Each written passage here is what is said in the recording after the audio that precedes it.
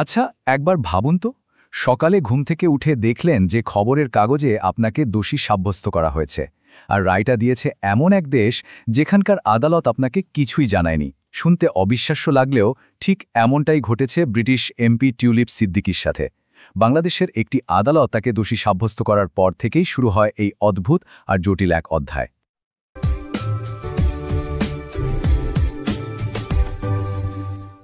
আমার মনে হচ্ছে আমি যেন কোনো কাফকা সুলভ দুঃস্বপ্নের মধ্যে আছি। টিউলিপ সিদ্দিকীর এই একটা কথাতেই কিন্তু পুরো ঘটনাটার সুরটা বাঁধা হয়ে যায়। এটা শুধু একটা উদ্ধৃতি না, এটা আসলে তার সেই অভিজ্ঞতার প্রতিচ্ছবি যেখানে সবকিছুই যেন নিয়ন্ত্রণের বাইরে, একটা পরাবাস্তব নাটকের মতো মনে হচ্ছে। আর এখান থেকেই কিন্তু আসল ব্যাপারটা শুরু। একজন ব্রিটিশ এমপিকে বাংলাদেশের আদালত দোষী সাব্যস্ত করছে, আর তিনি নিজে সেই খবরটা প্রথম জানতে পারছেন খবরের কাগজ পড়ে। ভাবা যায়, কোনো রকম আনুষ্ঠানিক নোটিশ বা যোগাযোগ ছাড়াই সবকিছু ঘটে যাচ্ছে পর্দার আড়ালে। তো প্রশ্নটা হলো, ঠিক কিভাবে এই রায়টা দেওয়া হলো? টিউলিপ সিদ্দিকী যা বলছেন তা হলো পুরো ব্যাপারটাই ছিল একদম একতরফা। তার মতে ন্যূনতম আইনি প্রক্রিয়াও এখানে অনুসরণ করা হয়নি। তার দাবি, প্রায় ১.৫ বছর ধরে নাকি তার বিরুদ্ধে নানা রকম অভিযোগ ছড়ানো হচ্ছিল, কিন্তু এই লম্বা সময়ে বাংলাদেশের কর্তৃপক্ষ তার সাথে যোগাযোগের কোনো চেষ্টাই করেনি।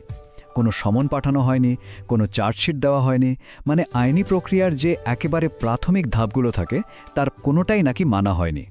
আর সবচেয়ে অদ্ভুত ব্যাপার কি জানেন?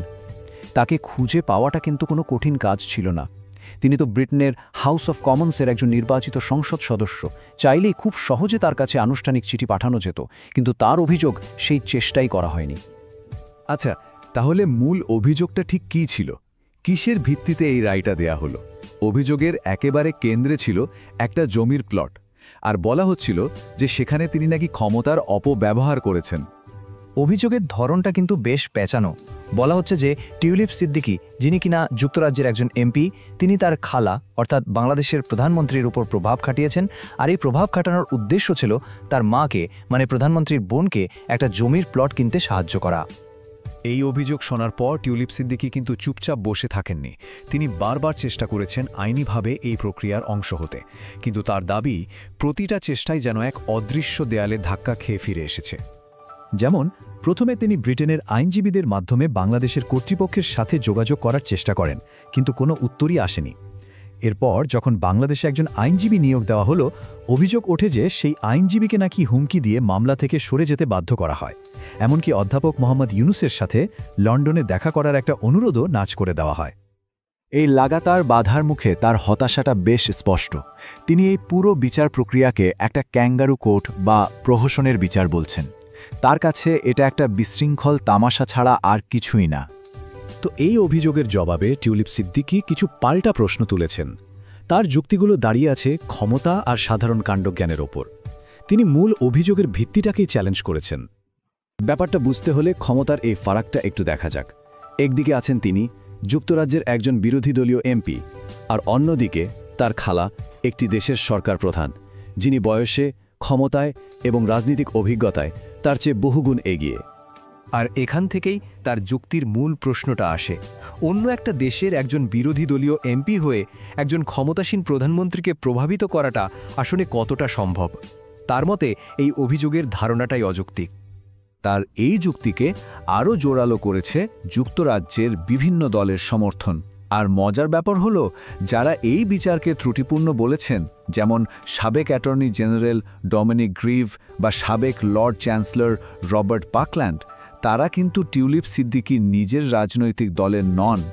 ভিন্ন দলের হয়েও তারা এই প্রক্রিয়ার স্বচ্ছতা নিয়ে প্রশ্ন তুলেছেন। তো শেষ পর্যন্ত টিউলিপ সিদ্দিকী পুরো বিষয়টাকে কিভাবে দেখছেন?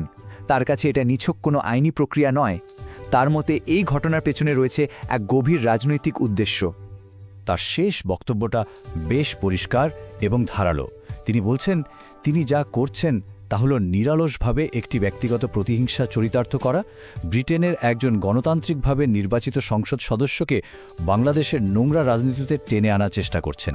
মানে সোজা কথায় তার মতে এটি বিচার নয়, বরং রাজনীতি। এই পুরো ঘটনাটা কিন্তু আমাদের একটা বড় প্রশ্নের সামনে দাঁড় করিয়ে দেয়। যখন কোনো আইনি প্রক্রিয়া নিয়েই স্বচ্ছতার এমন অভাব দেখা যায় আর সেটা রাজনৈতিক উদ্দেশ্য প্রণোদিত বলে প্রশ্নবিদ্ধ হয়, তখন ন্যায় বিচারকে আসলে কিভাবে সংজ্ঞায়িত করা যায়? এটা নিঃসন্দেহে এক গভীর ভাবনার বিষয়।